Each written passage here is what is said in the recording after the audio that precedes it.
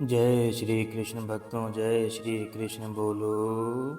श्री बांके बिहारी लाल की जय। श्री राधा रानी की जय। ब्रज की महारानी की जय। हरि भक्तों, आज हम देवउठनी एकादशी अर्थात जिसे हम प्रबोधनी एकादशी भी कहते हैं कि कथा का श्रवण करेंगे।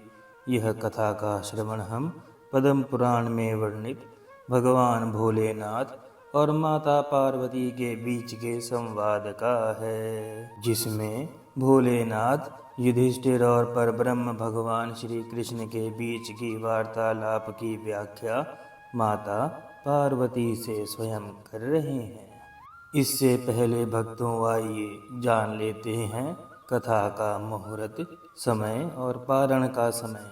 देवउठनी एकादशी पर जगत के पालनहार भगवान श्री हरि 4 माह बाद अर्थात 4 महीने बाद योग निद्रा से जागते हैं और परब्रह्म के जागते ही सभी शुभ कार्य पुनः आरंभ हो जाते हैं। इस बार भक्तों में संशय है कि देवउठनी अर्थात प्रबोधनी एकादशी 11 नवंबर को है या 12 नवंबर को।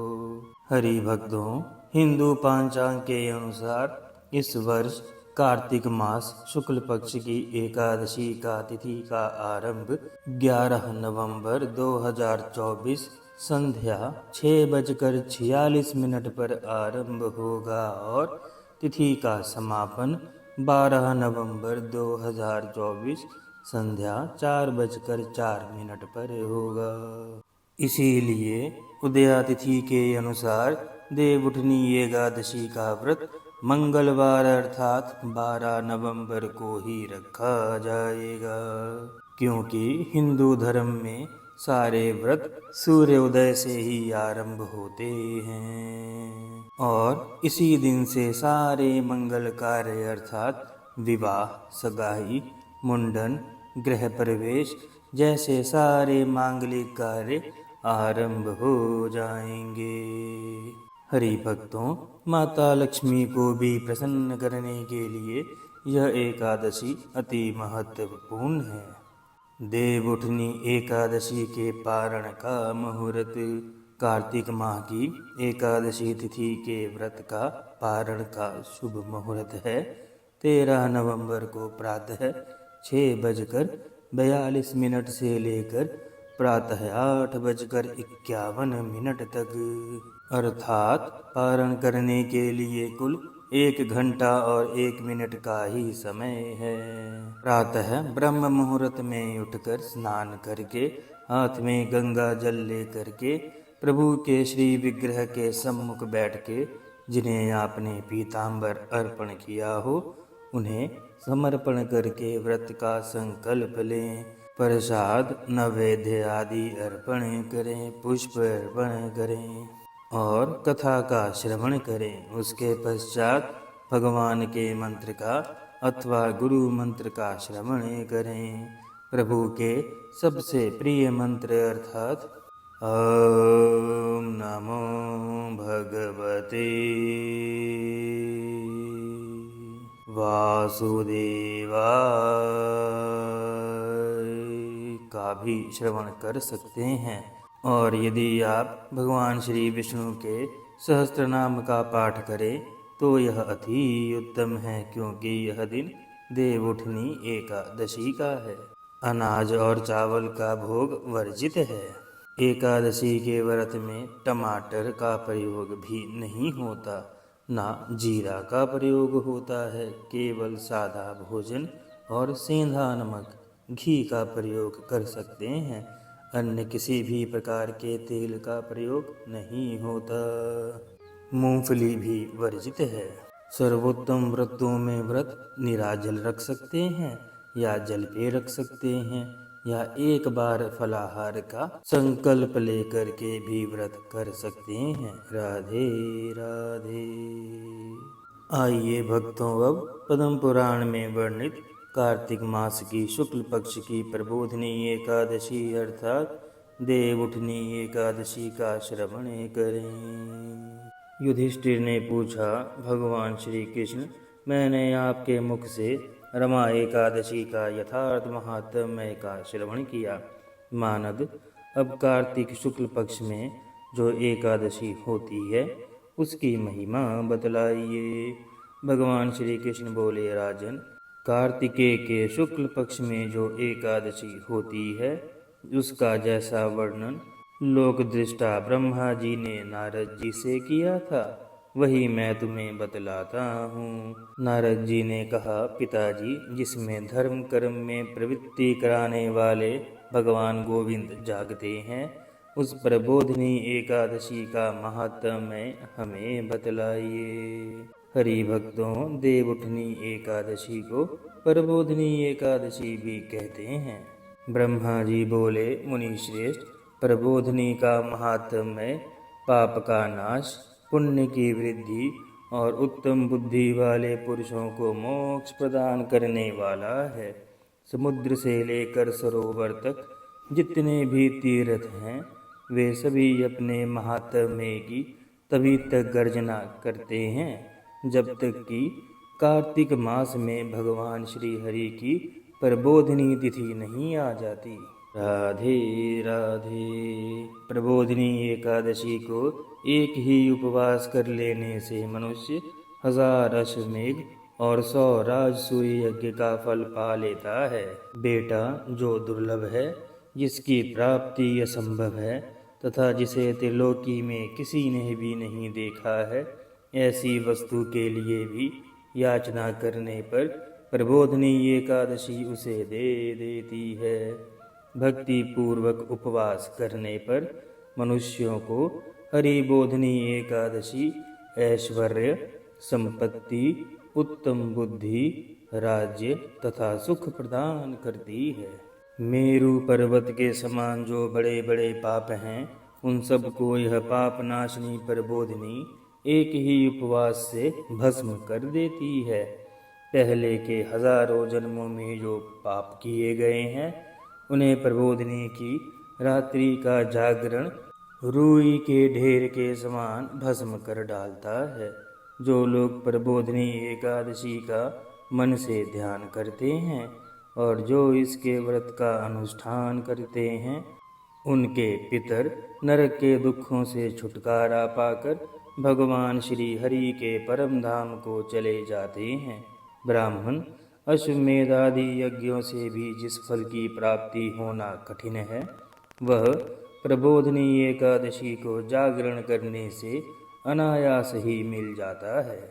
संपूर्ण तीर्थों में नहाकर स्वर्ण और पृथ्वी दान करने से जो फल मिलता है वह श्री हरि की निमित्त जागरण करने मात्र से मनुष्य प्राप्त कर लेता है। जैसे मनुष्यों के लिए मृत्यु अनिवार्य है उसी प्रकार धन संपत्ति मात्र भी क्षण भंगुर है। ऐसा समझकर एकादशी का व्रत करना चाहिए। तीनों लोकों में जो कोई भी तीर्थ संभव है वे सब प्रबोधनी एकादशी का व्रत करने वाले मनुष्य के घर में विराजमान होते हैं। कार्तिकेय की हरिबोधनी अर्थात कार्तिक मास की हरिबोधनी एकादशी पुत्र और पौत्र प्रदान करने वाली है। जो प्रबोधनी को उपासना करता है वह ज्ञानी है, वह योगी है, वह तपस्वी है और वह जितेंद्रिय है अर्थात उसने अपनी इंद्रियों पे विजय प्राप्त कर ली है तथा उसी को भोग और मोक्ष की प्राप्ति होती है। बेटा, प्रबोधनी एकादशी को भगवान श्री हरि के उद्देश्य से मानव जो स्नान, दान, जप और होम करता है वह सब अक्षय होता है अर्थात कभी भी उसका समापन नहीं होता, वह अक्षय होता है। जो मनुष्य उस तिथि को उपवास करके भगवान माधव की भक्ति पूर्वक पूजा करते हैं वे 100 जन्मों के पापों से छुटकारा पा जाते हैं। इस व्रत के द्वारा देवेश्वर जनार्दन को संतुष्ट करके मनुष्य संपूर्ण दिशाओं को अपने तेज से प्रकाशित करता हुआ श्री हरि के वैकुंठ धाम को जाता है। प्रबोधिनी को पूजित होने पर भगवान गोविंद मनुष्यों के बचपन और जवानी और बुढ़ापे में किए हुए 100 जन्मों के पापों को, चाहे वे अधिक हो या कम हो, उन्हें धो डालते हैं। अतः सर्वथा प्रयत्न करके संपूर्ण मनोवांछित फलों को देने वाले देवाधिदेव जनार्दन की उपासना करनी चाहिए। राधे राधे। आगे ब्रह्मा जी कहते हैं, बेटा नारद, जो भगवान श्री हरि के भजन में तत्पर होकर कार्तिक में पराये अन्न का त्याग करता है, वह चंद्रायण का फल प्राप्त करता है। जो प्रतिदिन शास्त्रीय चर्चा से मनोरंजन करते हुए कार्तिक मास व्यतीत करता है, वह अपने संपूर्ण पापों को जला डालता है और 10,000 यज्ञों का फल प्राप्त करता है। कार्तिक मास में शास्त्रीय कथा के कहने और सुनने से भगवान मधुसूदन को जैसा संतोष प्राप्त होता है, वैसा उन्हें यज्ञ, दान अथवा जाप आदि से नहीं होता। जो शुभ कर्म परायण पुरुष कार्तिक मास में एक या आधा श्लोक भी भगवान श्री विष्णु की कथा बाँचते हैं, उन्हें 100 गौदान का फल मिलता है। महामुनि, कार्तिक में भगवान केशव के सामने शास्त्र का स्वाध्याय तथा श्रवण करना चाहिए। मुनि श्रेष्ठ, जो कार्तिक में कल्याण प्राप्ति के लोभ से श्री हरि की कथा का प्रबंध करता है, वह अपनी 100 पीढ़ियों को तार देता है। जो मनुष्य सदा नियम पूर्वक कार्तिक मास में भगवान श्री विष्णु की कथा सुनता है, उसे सहस्त्र गौदान का फल प्राप्त होता है। जो प्रबोधिनी एकादशी के दिन श्री विष्णु की कथा का श्रवण करता है, उसे 7 द्वीपों से युक्त पृथ्वी दान करने का फल प्राप्त होता है। मुनि श्रेष्ठ, जो भगवान श्री विष्णु की कथा सुनकर अपनी शक्ति के अनुसार कथावाचक की पूजा करते हैं, उन्हें अक्षय लोक की प्राप्ति होती है। नारद, जो मनुष्य कार्तिक मास में भगवत संबंधी गीत और शास्त्र का स्वाध्याय अथवा मनन करके विनोद के द्वारा समय व्यतीत करता है, उसकी पुनरावृत्ति मैंने नहीं देखी है, अर्थात उसे पुनः जन्म लेने की आवश्यकता नहीं पड़ती, उसे निश्चित ही मोक्ष प्राप्त होता है।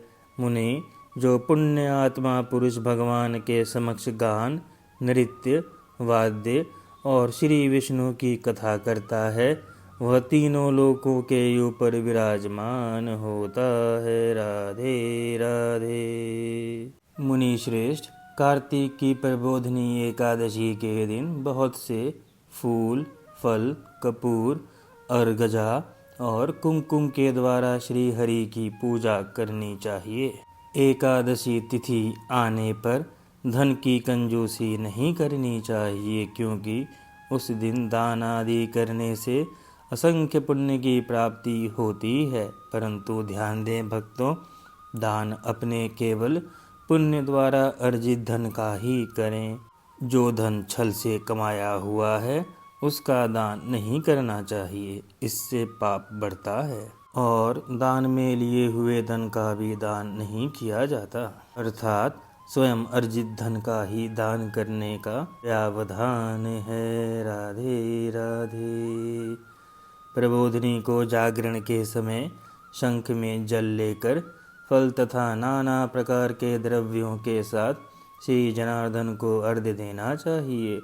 संपूर्ण तीर्थों में स्नान करने और सब प्रकार के दान देने से जो फल प्राप्त होता है, हरि भक्तों ध्यान दें, जो सब प्रकार के तीर्थों में दान देने से जो फल प्राप्त होता है, वही प्रबोधिनी एकादशी को अर्घ्य देने से करोड़ों गुना होकर प्राप्त होता है। देवऋषि, अर्घ्य के पश्चात भोजन, आच्छादन और दक्षिणा आदि के द्वारा भगवान श्री विष्णु की प्रसन्नता के लिए गुरु की पूजा करनी चाहिए। जो मनुष्य उस दिन श्रीमद् भागवत की कथा सुनता अथवा पुराण का पाठ करता है, उसे एक एक अक्षर पर कपिला दान करने का फल प्राप्त होता है। मुनि श्रेष्ठ, कार्तिक में जो मनुष्य अपनी शक्ति के अनुसार शास्त्रोक्त रीति से वैष्णव व्रत अर्थात एकादशी का पालन करता है, उसकी मुक्ति अविचल है। केतकी के एक पत्ते से पूजित होने पर भगवान गरुण ध्वज 1000 वर्ष तक अत्यंत तृप्त रहते हैं। देवऋषि जो अगस्त के फूल से भगवान जनार्दन की पूजा करता है, उसके दर्शन मात्र से नरक की आग बुझ जाती है। वत्स जो कार्तिक में भगवान जनार्दन को तुलसी के पत्र और पुष्प अर्पण करते हैं, उसका जन्म भर का किया हुआ सारा पाप भस्म हो जाता है। मुनि जो प्रतिदिन दर्शन, स्पर्श, ध्यान, नाम कीर्तन, स्तवन, अर्पण, सेचन, नित्य पूजन तथा नमस्कार के द्वारा तुलसी में 9 प्रकार की भक्ति करते हैं अर्थात नवाद भक्ति करते हैं, वे कोटि सहस्त्र युगों तक पुण्य का विस्तार करते हैं। राधे राधे। इस संदर्भ में भक्तों पद्म पुराण अध्याय 63 श्लोक 61 से 63 यह कहता है, तुलसी दल पुष्पाणि ये गच्छन्ति जनार्दने कार्तिके सकलं वत्स पापम जन्मार्जितं दहेत दृष्टा स्पष्टार्थ वा ध्याता कीर्तिता नामतः स्तुता रोपिते सेचिता नित्यं पूजिता तुलसीनता नवधा तुलसी भक्तिं ये कुर्वन्ति दिने दिने योग कोटि सहस्राणि तन्वन्ति सुकृतं मुने। राधे राधे। नारद, सब प्रकार के फूलों और पत्तों को चढ़ाने से जो फल मिलता है, वह कार्तिक मास में तुलसी के एक पत्ते से मिल जाता है। कार्तिक आया देख प्रतिदिन नियम पूर्वक तुलसी के कोमल पत्तों से महाजनार्दन का पूजन करना चाहिए। 100 यज्ञों द्वारा देवताओं का यजन करने और अनेक प्रकार के दान देने से जो पुण्य प्राप्त होता है, वह कार्तिक मास में तुलसी दल मात्र से केशव की पूजा करने से प्राप्त हो जाता है। पद्म पुराण में वर्णित कथा संपूर्णम। हरि भक्तों, कथा के पश्चात आप अपने गुरु मंत्र का एक माला जाप अथवा ओम नमो भगवते